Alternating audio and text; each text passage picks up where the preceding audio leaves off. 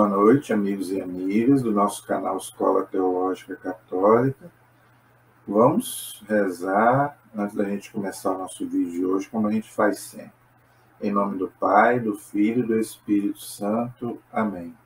Vinde, Espírito Santo, enchei os corações dos vossos fiéis e acendei neles o fogo do vosso amor. Enviai o teu Santo Espírito e tudo será criado e renovareis a face da terra. Oremos. Ó Deus, que instruíste os corações dos vossos fiéis, com a luz do Espírito Santo, fazei que apreciemos retamente todas as coisas, segundo o mesmo Espírito, e gozemos sempre da sua consolação. Por Cristo Senhor nosso. Amém. Pedindo a intercessão da Virgem Maria, nossa Mãe, para que nos acompanhe nesta noite. Ave Maria, cheia de graça, o Senhor é convosco. Bendita sois vós entre as mulheres, e bendito é o fruto do vosso ventre, Jesus. Santa Maria, Mãe de Deus, rogai por nós, pecadores, agora e na hora de nossa morte. Amém. Glória ao Pai, ao Filho e ao Espírito Santo, como era no princípio, agora e sempre. Amém. Nossa Senhora Aparecida, rogai por nós. São José, rogai por nós. Em nome do Pai, do Filho e do Espírito Santo. Amém. Boa noite, meus amigos e amigas. Espero que todos estejam bem. Vamos pegar aí o nosso Catecismo da Igreja para a gente continuar o estudo que nós estamos fazendo sobre o Espírito Santo, a terceira pessoa da Santíssima Trindade. Nós, na última aula, nós paramos no parágrafo 716. Hoje, então, nós vamos dar sequência no parágrafo 717, na página 208. Repetindo, parágrafo 717, página 208 do Catecismo da Igreja Católica. O título é O Espírito de Cristo na Plenitude dos Tempos. Então, nós vamos agora ver como que age o Espírito Santo no Novo Testamento. Nós já fizemos aí algumas aulas falando como que o Espírito Santo agia no Antigo Testamento, de uma forma assim mais simbólica, vamos dizer assim, porque ele só foi revelado mesmo no Novo Testamento. Foi Jesus quem revelou o Espírito Santo, que ele ia voltar para o Pai e que iria mandar o Espírito Santo.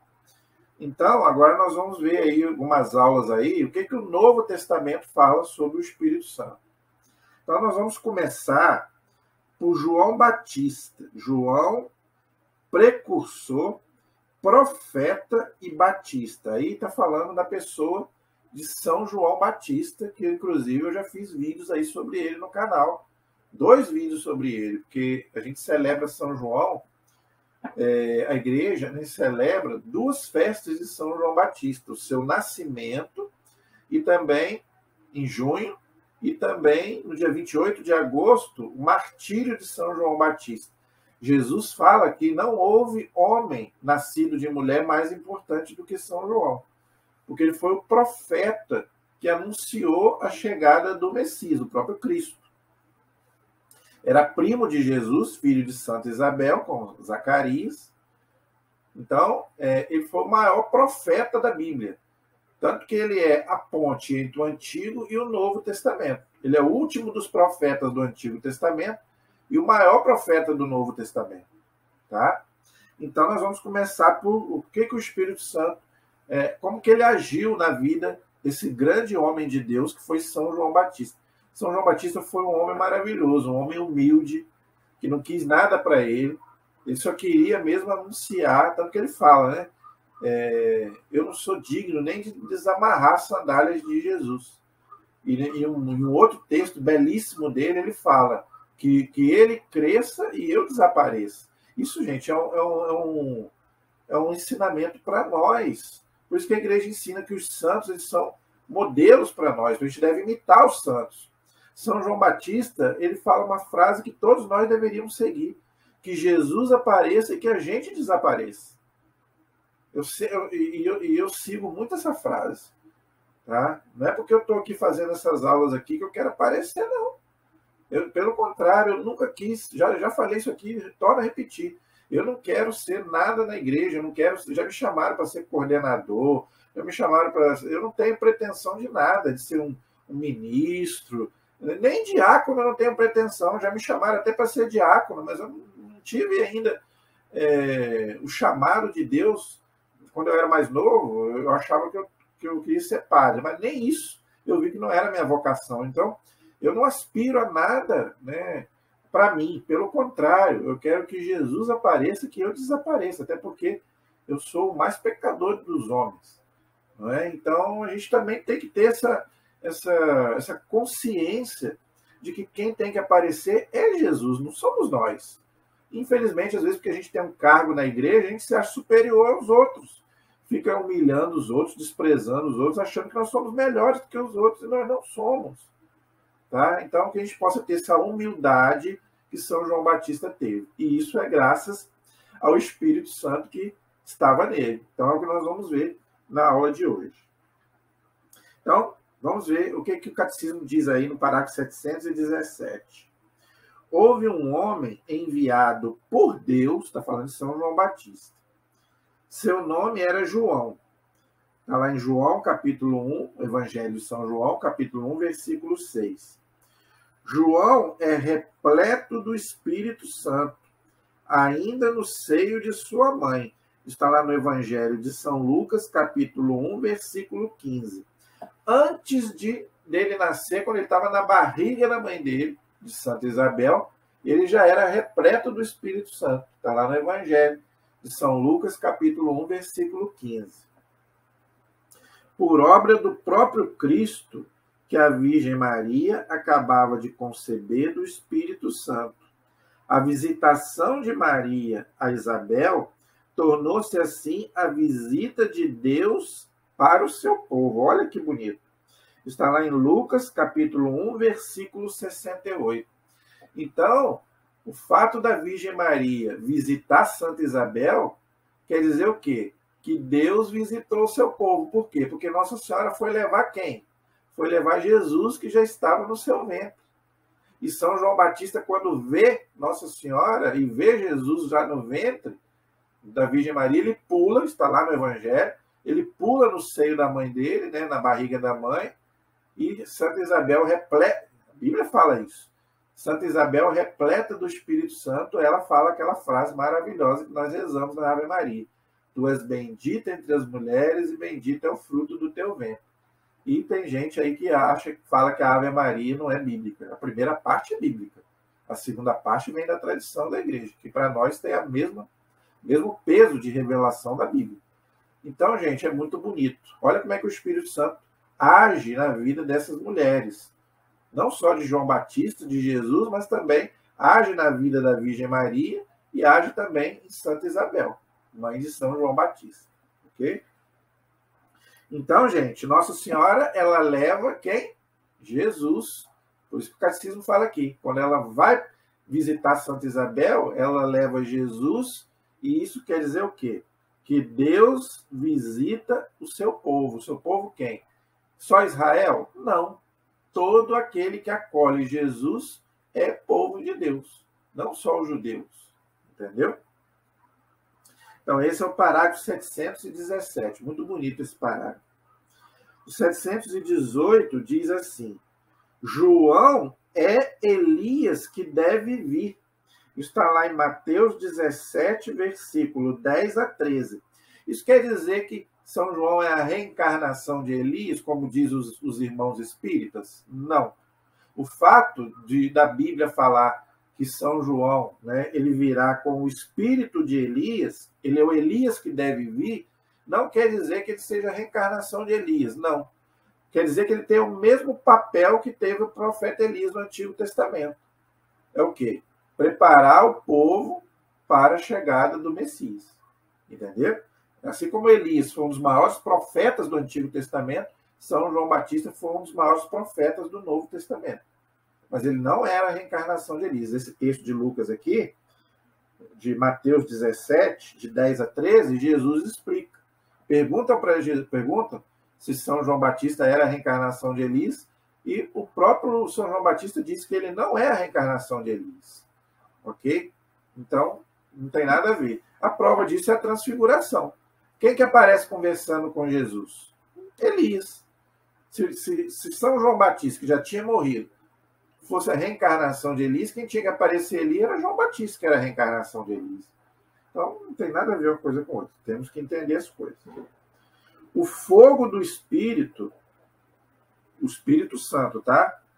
O fogo do Espírito habita nele. Lembrando, gente, que esse fogo do Espírito Santo é simbólico, tá? Ninguém vai entender isso ao pé da letra.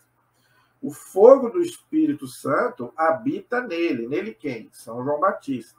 E o faz correr adiante na qualidade de precursor. Precursor é aquele que prepara o caminho do Messias. Do Senhor que vem. Em João, o precursor, o Espírito Santo concluía a obra de preparar para o Senhor um povo bem disposto. Está lá no Evangelho de São Lucas, capítulo 1, versículo 17. Então, o que o Espírito Santo fez com São João Batista? Agiu na vida dele para que ele pudesse pregar a Israel e preparar Israel para a chegada do Messias. Tanto que ele fala, depois de mim vai vir um maior do que eu, que vocês não conhecem. E ele pregava o quê? Que o povo fizesse penitência, tudo que nós precisamos fazer hoje e que ninguém quer fazer.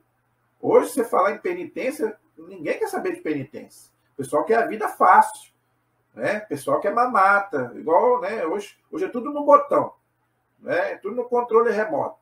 Mas falou em penitência, jejum, falou em mortificação, ninguém quer saber disso, não é verdade? Mas São João Batista, ele falava muito disso. Gente, se converta, acredite no Evangelho, na Boa Nova, faça penitência. Né? Mas hoje as pessoas não querem saber disso. Tá? Por quê? São João preparou o caminho de quem? De Jesus, da sua primeira vinda. E agora, São João, né, a Nossa Senhora, nas aparições de Nossa Senhora, o que ela pede? A mesma coisa, gente, fazer penitência, fugir do pecado, que a gente não sabe o dia de amanhã. Jesus pode voltar a qualquer momento. Então, hoje, quem prepara o caminho para Jesus voltar é a Virgem Maria. Mas São João também. Quando ele fala para a gente fazer penitência, não é só para Israel, não. Nós também precisamos fazer penitência, gente. Jejum, esmola, muita oração, né? Porque a gente vive tempos difíceis, ok? Então, esse é o parágrafo 718. Então, a missão de São João Batista, dada pelo Espírito Santo, era preparar os caminhos do Messias, de Jesus. Parágrafo 719. João é mais do que um profeta. Olha aí, Jesus falando. Está lá em Lucas 7, 26. Então, São João é mais do que um profeta. Nele, o Espírito Santo conclui a tarefa de falar pelos profetas. Está no nosso credo. Aquele credo maior que a gente reza. Fala que o Espírito Santo falou pelos profetas. Não somente os profetas do Antigo Testamento, mas também os do Novo, que São João Batista era o maior deles, né? João encerra o ciclo dos profetas inaugurado por Elias. Aí, tá vendo? Está lá no Evangelho de São Mateus, capítulo 11, versículos 13 e 14. Então, aquilo que eu já expliquei. Assim como o profeta Elias foi o maior dos profetas do Antigo Testamento, São João Batista conclui, tá, como o maior profeta do Novo Testamento, ok? Anuncia a iminência da consolação de Israel, é a voz do Consolador que vem. Então, o Espírito Santo ele é tido como Consolador. Está lá em João 1, 23, Isaías 40, versículo de 1 a 3. Então, gente, o Espírito Santo é aquele que consola. Então, por isso que quando a gente estiver numa dificuldade, num problema, a gente pode pedir a força, a luz do Espírito Santo para nos consolar. Ele é o nosso consolador. Tá? Porque, inclusive, foi ele que consolou Jesus, né, junto com os anjos lá no Monte das Oliveiras, lá para Jesus passar por aquela prova, né, e passar pela cruz, para nos salvar. Então, o Espírito Santo ele é esse consolador. Então, que a gente possa também buscar essa consolação também no Espírito Santo. Tá bom? Interessante, fala aí que ele anuncia a iminência da consolação de Israel. Infelizmente, né, o povo judeu não aceitou Jesus. Como fará o Espírito da verdade. Olha aí, então, o Espírito Santo também é o Espírito da verdade, porque é o Espírito de Cristo, e Cristo é a verdade. Ele vem como testemunha para dar testemunho da luz. Está lá no Evangelho de São João, capítulo 1, versículo 7. Então, o Espírito Santo ele vem para dar testemunho da luz. Quem é a luz? É Cristo. Tanto que ele fala, eu sou a luz do mundo. Quem me segue não andará nas trevas. Então, Jesus é a luz, Jesus é a verdade. Ok? E o Espírito Santo é quem dá testemunho disso. Aos olhos de João, o Espírito realiza, assim, as pesquisas dos profetas e o desejo dos anjos. Isso está lá na primeira carta de São Pedro, no capítulo 1, versículos de 10 a 12. Aquele sobre quem vires o Espírito descer e permanecer é o que batiza com o Espírito Santo. Ele falando, né? São João Batista. Eu vi e dou testemunho de que ele, o Messias, é o Filho de Deus. Eis o Cordeiro de Deus. João, capítulo 1, versículo 33 a 36. Esse texto, né, é belíssimo, é maravilhoso, né? Quando São João aponta para Jesus e fala, aquele é o Cordeiro de Deus que tira o pecado do mundo. E ali ele estava falando, inspirado pelo Espírito Santo. Então, nós também temos que ter essa inspiração que nós falamos em toda a missa. Eis o Cordeiro de Deus que tira o pecado do mundo. Porque essa, gente, é a missão de Jesus. Eu já fiz aí vários vídeos sobre Jesus, já expliquei sobre isso. Tá? Quem, gente, não entendeu a missão de Jesus, acha que Jesus é um revolucionário, que Jesus veio para fazer política, igual Israel. Por que Israel não aceitou Jesus? Porque achava que Jesus vinha como político, para libertar Israel do jugo romano, não é? Combater por Israel, com espada. Jesus não veio para nada disso. Jesus veio para tirar o pecado do mundo. Pena que ninguém entendeu isso, e até hoje as pessoas não entendem isso. A teologia da libertação, esse povo aí, né, de esquerda, não sei, né, fica achando que Jesus é um libertador social, político. Não! Jesus veio para nos libertar do pecado. O que adianta a gente ganhar a vida, ganhar a nossa vida se a gente perder a nossa alma? Né? Se a gente perder a nossa alma, gente, a gente vai para o inferno. O que é o inferno? É você viver para sempre longe de Deus. E o que nos leva para o inferno? É o pecado. Então nós temos que pregar isso nas nossas igrejas. Não é? Mas não é o que nós vemos hoje. Né? Então, pelo amor de Deus, a gente tem que entender qual é a missão de Jesus. São João Batista entendeu, inspirado pelo Espírito Santo. Então, que nós possamos pedir ao Espírito Santo que nos ilumine, para que nós possamos entender a missão de Jesus, para poder a gente pregar um Jesus verdadeiro e não um Jesus falso. Tem gente pregando um Jesus falso aí para o povo. Entendeu, gente? Então, esse é o parágrafo 719. E o 720 termina falando de São João Batista. Finalmente, com João Batista, o Espírito Santo inaugura, prefigurando o que realizará com e em Cristo, restituirá ao homem a semelhança divina. Lembrando que nós somos imagem e semelhança de Deus. Está lá no livro do Gênesis. Só o ser humano. O batismo de João era para o arrependimento. O batismo da água e no Espírito será um novo nascimento. Está lá em João, no Evangelho de São João, capítulo 3, versículo 5. Isso é outra coisa que as pessoas não entendem. O batismo que São João Batista pregava era um batismo de arrependimento.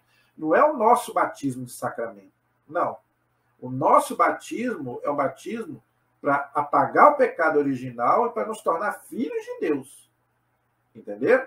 Então não tem nada a ver com o batismo de João. Ok?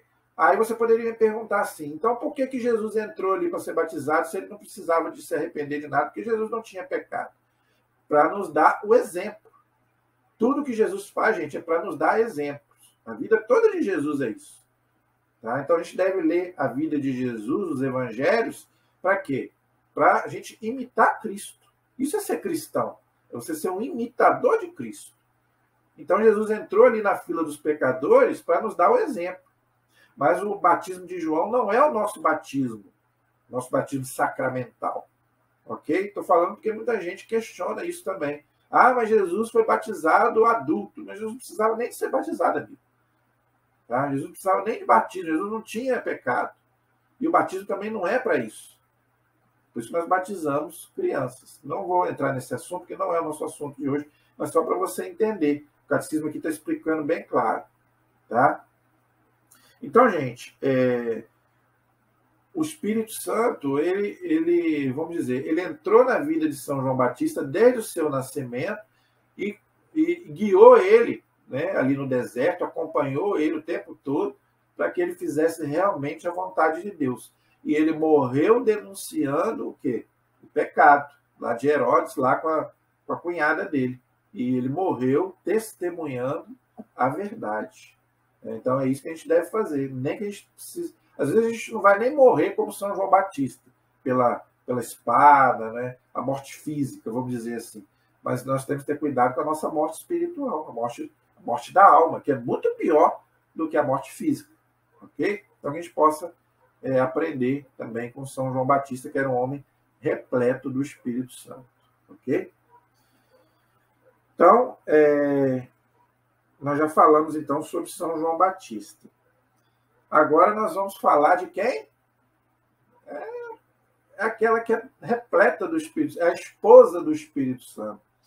É o parágrafo 721. Alegra-te, cheia de graça. Quem é a cheia de graça, gente? É a Virgem Maria, é a mãe de Jesus. Então vamos ver o que o Espírito Santo fez na vida dessa mulher, a ponto da igreja dizer que ela é esposa do Espírito Santo. Lembrando, gente, que isso é simbólico, né? Não vai entender isso ao pé da letra. Então, olha a intimidade que ela tinha com a Santíssima Trindade, né? De Deus Pai, ela era filha, de Deus Filho, ela era mãe, de Deus Espírito Santo, ela era esposa. Vê se ela tinha pouca intimidade com o Espírito Santo. Entendeu? Alegra-te, cheia de graça. O próprio anjo Gabriel, né, inspirado lá por Deus, enviado por Deus é quem fala isso para ela. Alegra-te, cheia de graça, plena. Você é plena da graça, você só tem a graça. É daí que a igreja tirou o dogma da Imaculada Conceição. É a única pessoa na Bíblia que se refere como a cheia da graça. Não é? Tudo nela é graça. Ela não graça quer dizer aquilo que você não merece, tá? Mas por que ela encontrou graça diante de Deus? Por causa da humildade. Ela fala lá no Evangelho. Deus olhou para a humildade da sua serva. É o primeiro... não é dom que a gente fala. A primeira virtude dos santos é a humildade. Por quê? O maior pecado capital é o orgulho. Eu já fiz um vídeo também sobre os 7 pecados capitais. E o pior pecado, gente, é o orgulho. É o orgulho que fez o demônio zarpado sair fora do céu. E foi a humildade quem encantou o coração de Deus para ele escolher a Virgem Maria para ser sua mãe. Ele olhou para a humildade, eis aqui a serva do Senhor, escrava do Senhor, faça-se em mim segundo a tua palavra. E mesmo depois que ela foi escolhida para ser a mãe de Jesus, ela continuou humilde, ela não perdeu a humildade. Você não vê Nossa Senhora se achando. Pelo contrário, toda a vida dela foi uma vida de oração, de silêncio, de amor a Jesus, né? de humildade. E o que ela fez? A primeira coisa que ela fez foi lá ajudar a prima dela, Isabel, que também estava grávida. Ela também estava grávida, em vez de Isabel vir ajudar ela foi ajudar Isabel. Né? Porque ela poderia se achar, não, eu que sou a mãe de Jesus, eu que sou a mãe do Messias. Então, ela que tinha que vir me ajudar, não eu ia ajudar ela. Mas até isso ela foi humilde. Ela foi ajudar a prima. Tá? Até porque também a prima dela já estava de idade avançada. Não é verdade? Então vamos ver o que o Catecismo fala sobre o Espírito Santo e a sua esposa. Maria, o parágrafo 721. Maria, a mãe de Deus, já é um dogma que nós já fizemos, tá? A dogma da maternidade divina. Então Maria é mãe de Deus, porque Jesus é Deus. Okay? Então, quem falar que Maria não é mãe de Deus é uma heresia, que é um dogma de fé, né? Maria, a mãe de Deus, toda santa, toda santa. Tá vendo? Então, por isso que nós chamamos a Santa Virgem Maria. Então, qualquer coisa que falem dela nos incomoda. Né? Você pode até não querer ela como mãe, mas então, pelo menos, respeite, né, os católicos que a amam como mãe. Então, para nós, ela é toda santa. Ok? Sempre virgem, outro dogma. Sempre virgem, antes, durante e depois do parto. Né? É a obra-prima da missão do Filho e do Espírito na plenitude do tempo. Está lá na carta aos Gálatas, capítulo 4, versículo 4. Na plenitude dos tempos, Deus enviou seu Filho, nascido da mulher. A mesma mulher do Gênesis, a mesma mulher do Apocalipse, e a mulher que Jesus fala lá nas bodas de Caná e aos pés da cruz. Ok? Pela primeira vez no plano da salvação, e porque o seu Espírito a preparou, lembrando que foi o Espírito Santo quem engravidou, não foi São José é pai adotivo de Jesus, o Pai encontra a morada em que seu Filho e o Espírito podem habitar entre os homens. Gente, isso é lindo demais. Me incomoda muito. Eu já vi gente falando que Deus só usou Maria e depois largou para lá. Gente, isso é uma heresia. Olha o que o Catecismo diz aqui. Pela primeira vez no plano da salvação, o Espírito Santo a preparou e o Pai encontra a moradia em seu Filho e seu Espírito podem habitar entre os homens. Olha como o carinho com que a Santíssima Trindade trata a Virgem Maria.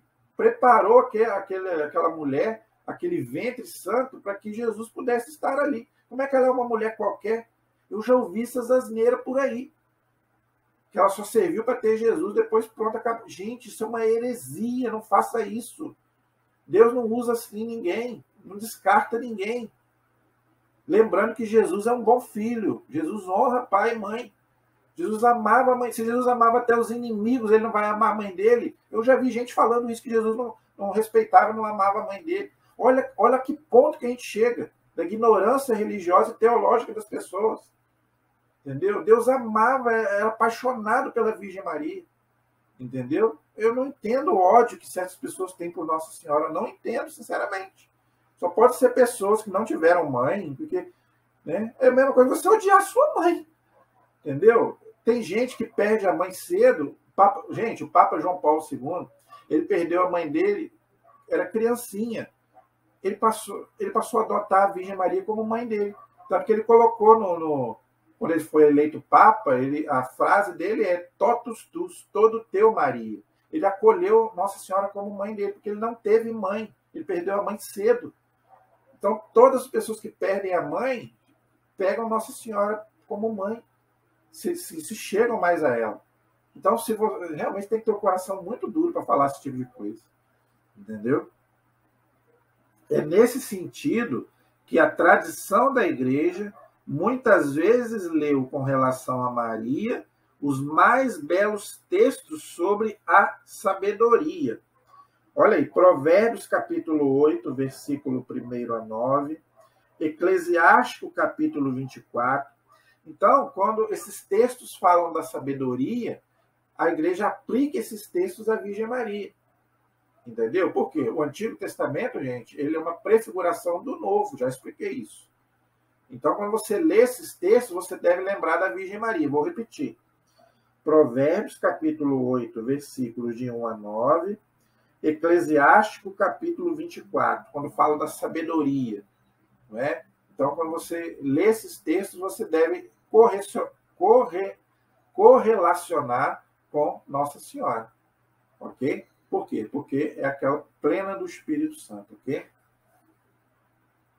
Maria é decantada e representada na liturgia como o trono da sabedoria. Olha aí, porque ela tem todos os dons do Espírito Santo. Lembrando que o dom da sabedoria é um dos 7 dons do Espírito Santo. E a Virgem Maria, como ela é repleta do Espírito Santo, ela é cheia da graça, ela tem todos os dons do Espírito Santo. Já vem com ela. Por isso que quando ela estava lá em Pentecostes, o Espírito Santo desceu sobre os apóstolos. Por que ela estava ali? Porque ela era esposa do Espírito Santo. Então ela estava ali, né, como que esperando que o seu esposo descesse, né, ao seio da igreja, para trazer o quê? Os dons do Espírito Santo também para a igreja. Assim como ela tinha os dons do Espírito Santo, ela não é uma mulher egoísta. Ela queria que os seus filhos, os filhos de Deus, também tivessem os dons, inclusive o da sabedoria. Agora ela, a igreja ensina, a liturgia ensina, que ela é o trono da sabedoria. Por que o trono da sabedoria? Porque nela, no seu ventre, esteve quem? O nosso Senhor, o Rei, Jesus. Okay? Então, Jesus é o Rei, né? Ela é a mãe do Rei, então ela é a rainha. Por isso fala o trono da sabedoria. Okay? Então, esse é o parágrafo 721. O 722 continua falando. Nela quem? Na Virgem Maria, começam a manifestar-se as maravilhas de Deus, que o Espírito vai realizar em Cristo e na igreja. Por quê? Porque Nossa Senhora é a mãe de Cristo e é a mãe da igreja. Por quê? Já expliquei, vou explicar de novo, para você entender. São Paulo diz que a igreja, Jesus é a cabeça, e a igreja é o corpo de Cristo. Se Maria é mãe da cabeça, ela é mãe do corpo, entendeu? Senão você degola Jesus. Então, se a igreja é o corpo de Cristo, nós somos membros dessa igreja. Se ela é mãe da cabeça, que é Cristo, ela é mãe da igreja, que é o corpo. Se eu sou membro da igreja, ela é minha mãe. Deu para você entender? Por isso que nós católicos dizemos que, para nós, ela é a nossa mãe. Entendeu? Porque você é o discípulo amado de Jesus. Eu me considero. E Jesus entregou ela para São João. Eis aí a tua mãe. Você não se considera um discípulo de Jesus? Então você não quer Maria como mãe? Tudo bem, você vai ser órfão de mãe, beleza. Eu não sou órfão de mãe, eu tenho mãe. A mãe da terra e a mãe do céu. Né? Se você não tem, paciência. Ok? O Espírito Santo preparou Maria, olha aí, preparou Maria com sua graça. Convinha que fosse cheia da graça, está lá no Evangelho, não é? A mãe daquele em quem habita corporalmente a plenitude da divindade. Colossenses 2,9, olha aí, é Deus. Mais um texto que prova que Jesus é Deus. Então, Maria é mãe de Deus, olha aí. Então, Jesus, né, ele tem a plenitude da divindade, ou seja, é Deus. Então, Maria, sendo mãe de Jesus, é mãe de Deus. Ok? Leia lá, Colossenses 2,9. Por pura graça, ela foi concebida sem pecado, é a Imaculada Conceição, que eu já fiz um vídeo aí, dia 8 de dezembro, a gente celebra. Sem pecado, como a mais humilde das criaturas. Aí, já expliquei sobre a humildade de Maria. A mais capaz de acolher o dom inefável do Todo-Poderoso. Ela fala, né? No Magnificat ela fala. Magnificat, gente, é uma oração tão maravilhosa que até o Lutero cantava, rezava todo dia o Magnificat.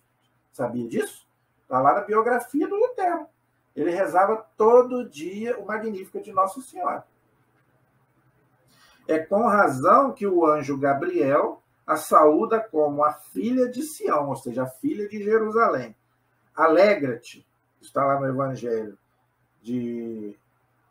Está lá isso é tirado do profeta Sofonias, capítulo 3, versículo 14, e também do profeta Zacarias, capítulo 2, versículo 14, a filha de Sião.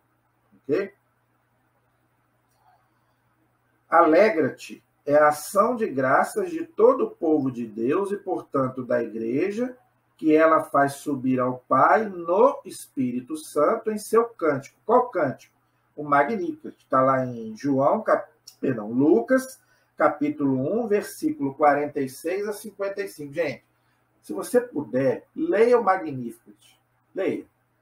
É uma oração maravilhosa. Nossa Senhora, ela fala ali, ela canta ali todo o Antigo Testamento, de cor. De cor, ela reza todo o Antigo Testamento. Então, gente, olha como que Nossa Senhora, ela era apaixonada pela palavra de Deus, não é? Olha como é que é. E ela ensinava para Jesus. Por isso que tem aquela música que eu amo, linda, né? Maria que fez o Cristo falar, Maria que fez Jesus caminhar. Ela não ensinou só essas coisas, não. Ela ensinou também a palavra de Deus. Está certo que Jesus é Deus, com certeza. Mas Jesus também era homem. Jesus, gente, a Bíblia fala que Jesus viveu tudo que nós vivemos, como homem, menos o pecado. Então, Nossa Senhora também ensinou para ele a palavra de Deus. Por quê? Porque ela conhecia, porque aqui no Magnificat ela fala mais vários textos do Antigo Testamento. Só você leia depois. Lucas capítulo 1, versículo 46 a 55. Isso até o Lutero cantava todo dia, porque é bonito mesmo. Entendeu? Portanto, né, isso aí, então o Magnificat é inspirado pelo Espírito Santo. Portanto, a igreja que faz subir com o Pai no Espírito Santo em seu cântico, Magnificat, enquanto traz em si o Filho eterno. Olha aí, quem é eterno? Filho eterno. Quem é eterno é Deus. Olha, mais uma prova de que Jesus é Deus e que a Virgem Maria é mãe de Deus. O Filho eterno. Só é eterno quem é Deus. Então, esse é o parágrafo 722. O 723 diz assim: em Maria, o Espírito Santo realiza o desígnio benevolente do Pai. É pelo Espírito Santo que a Virgem concebe e dá à luz o Filho de Deus, porque nós sabemos que São José não teve nenhum contato com Nossa Senhora. Então foi o Espírito Santo quem a engravidou, por isso que a gente diz que ele é o esposo da Virgem Maria. Mas é um esposo simbólico, tá? Porque foi ele que a engravidou simbolicamente. Sua virgindade transforma-se em fecundidade, única pelo poder do Espírito e da fé. Isso está lá em Lucas capítulo 1, versículo 26 a 38, Romanos 4, 18 a 21, Gálatas 4, 26 a 28. Então, todos esses textos falam dessa questão da Virgem Maria, que ela foi repleta do Espírito Santo, inclusive no momento dela ter Jesus, da concepção, e também no momento do momento que ela teve Jesus. Porque ela deu à luz Jesus e continua virgem, é um milagre. Mas o Espírito Santo, para Deus, não tem para Deus nada é impossível. Porque naquela época não tinha cesariana. Naquela época era parto normal. Então, a Virgem Maria deu à luz Jesus e continua virgem. É um milagre. Não peça para explicar isso pela ciência, que é um milagre. Milagre você não consegue explicar. Agora você duvida? Para Deus nada é impossível. Não é? Então, esse é o parágrafo 723. O 724 diz assim: em Maria, o Espírito Santo manifesta o Filho do Pai, tornando filho da Virgem. Olha aí, tá vendo? O pessoal que fala que Maria não é mãe de Jesus, só é mãe do Jesus homem. Tem nada a ver, não existe dois Jesus. Bem claro aí. O Espírito Santo manifesta o Filho do Pai, tornando filho da Virgem. Olha aí, então o Filho de Deus é filho da Virgem Maria. Então Jesus é filho do Pai e é filho da Virgem Maria. Não tem esse negócio que Maria só é mãe do Jesus homem, não é mãe do Jesus Deus. É uma heresia. Você não pode degolar Jesus, não existe dois Jesus. É o mesmo Jesus. Não tem nada disso. Isso aí para querer diminuir Nossa Senhora, tá vendo? Isso aí são esses loucos aí que ficam querendo diminuir Nossa Senhora. Depois vão acertar as contas com Deus, né? Porque quem escolheu ela para a mãe dele foi Jesus, foi Deus. Não foi os católicos que escolheu Maria para a mãe de Jesus, foi Deus. Agora, então, eles vão brigar com Deus, então. Ela é a sarça ardente da teofania definitiva. Por quê? Aquela sarça lá do livro do Êxodo que ardia, mas não se consumia. Maria continuou, deu à luz e permaneceu virgem. Repleta do Espírito Santo, ela mostra o Verbo na humildade de sua carne e é aos pobres e às primícias das nações que ela o dá a conhecer. Está lá no Evangelho de São Lucas, capítulo 2, versículo 15 a 19, Mateus, capítulo 12, versículo 11. Então, ela que deu a carne humana a Jesus. Jesus sempre existiu como Verbo eterno. A Santíssima Trindade sempre existiu e vai existir. Agora, foi a Virgem Maria que deu a Jesus a carne humana. Então, Jesus, para ser homem, ele precisou, sim, da Virgem Maria. Então, a mesma carne de Jesus é a mesma da Virgem Maria. O mesmo sangue que nos lava do pecado é da Virgem Maria. São José não, porque São José não é pai de Jesus, é pai adotivo. Mas Nossa Senhora é mãe legítima. Então, a carne de Jesus e o sangue de Jesus é o mesmo da Virgem Maria. É a mesma carne. Ok? Então, esse é o parágrafo 724. O 725 diz assim: finalmente, por Maria, o Espírito Santo começa a pôr em comunhão com Cristo os homens. Olha aí, porque ele agora se faz homem. Está lá no Evangelho de São João, capítulo 1, versículo 14. O Verbo se fez carne e habitou no meio de nós. Através de quem? Da Virgem Maria. Através do Espírito Santo. Objetos do amor benevolente de Deus. Olha que bonito. Lucas 2,14.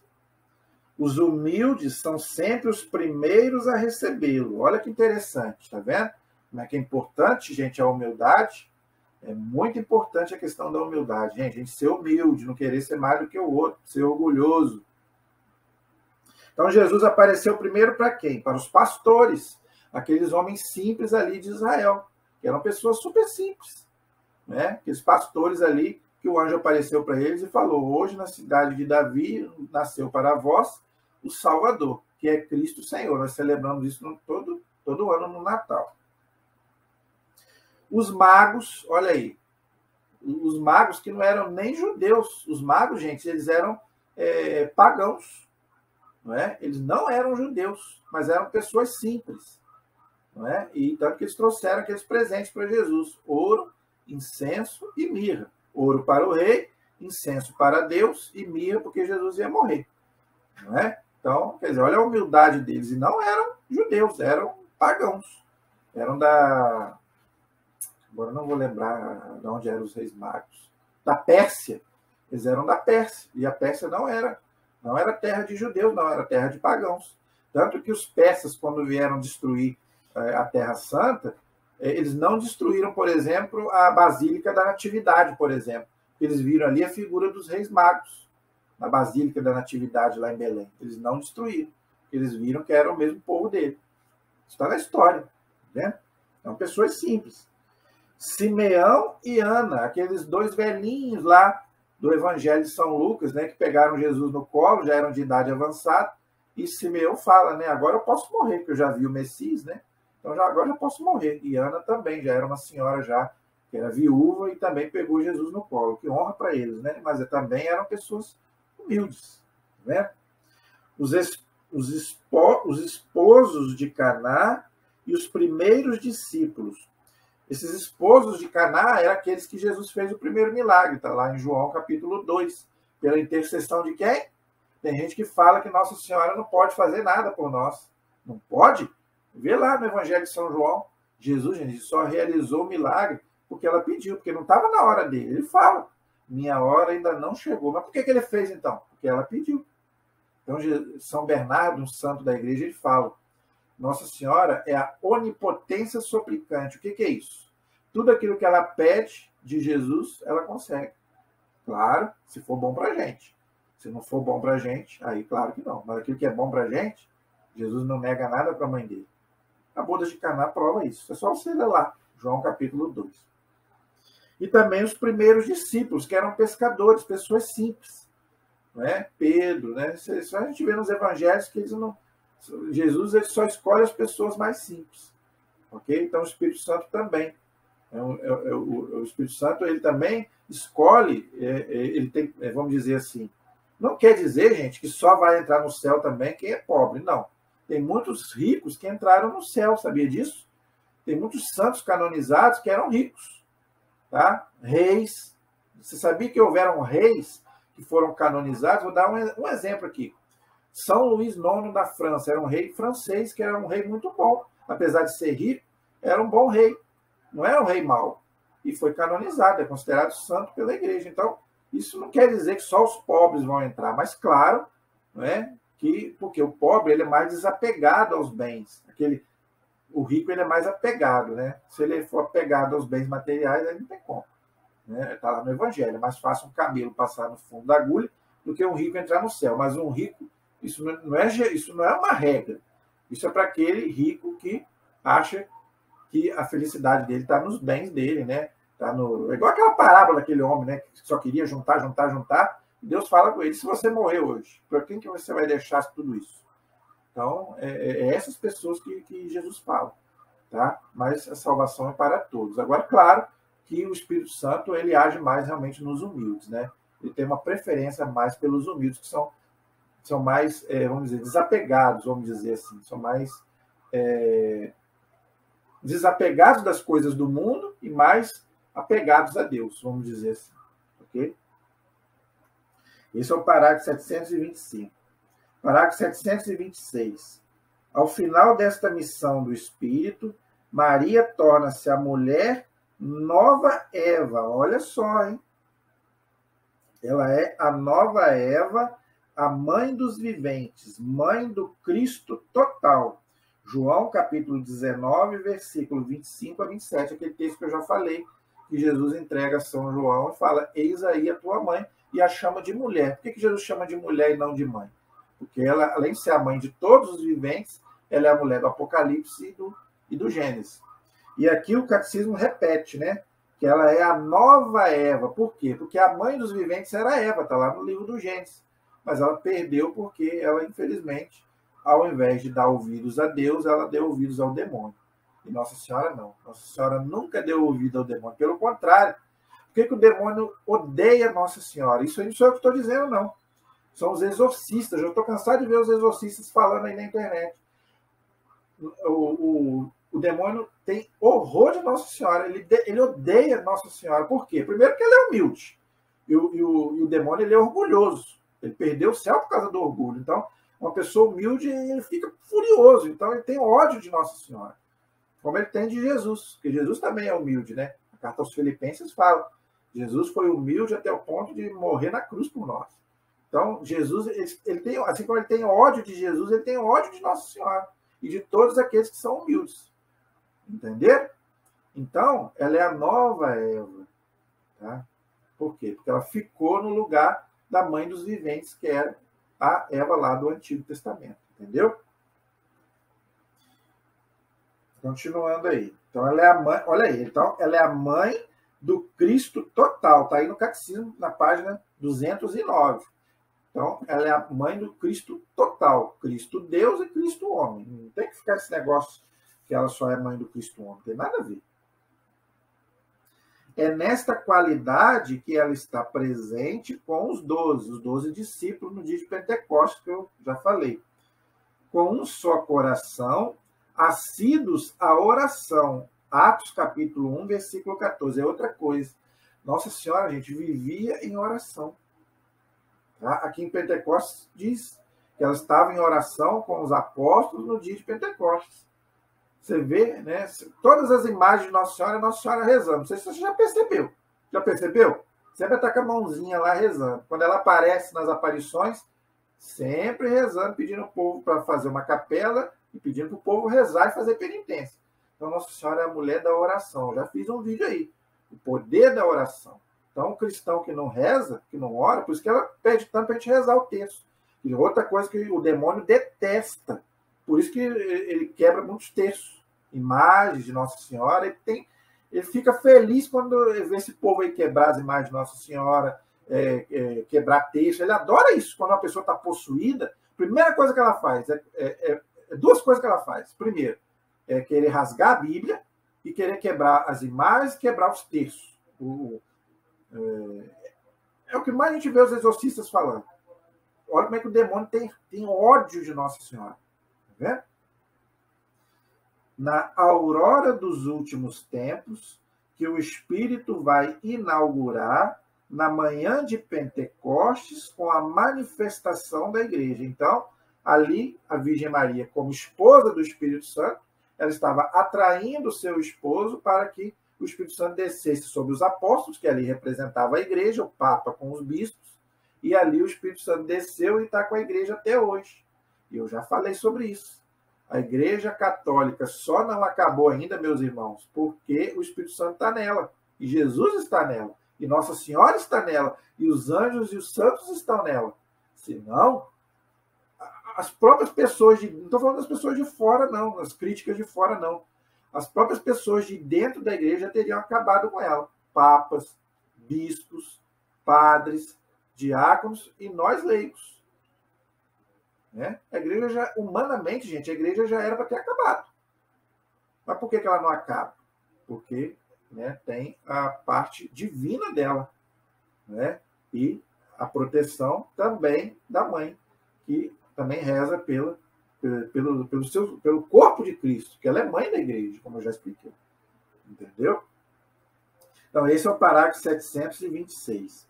Então, gente, na próxima aula nós vamos continuar esse assunto, tá? Não acabou, não. Agora nós vamos ver o Espírito Santo e Jesus.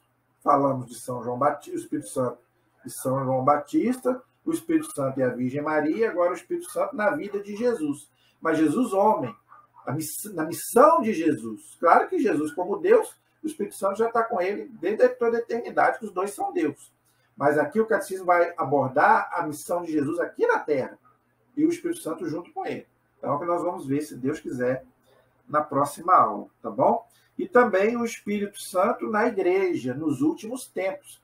Quero chamar atenção para isso na próxima aula, tá? O Espírito e a igreja nos últimos tempos. Então, o Catecismo diz que nós estamos nos últimos tempos. Por quê? Por que a igreja diz isso? Porque desde o momento que Jesus foi para o Pai, ele pode voltar a qualquer momento.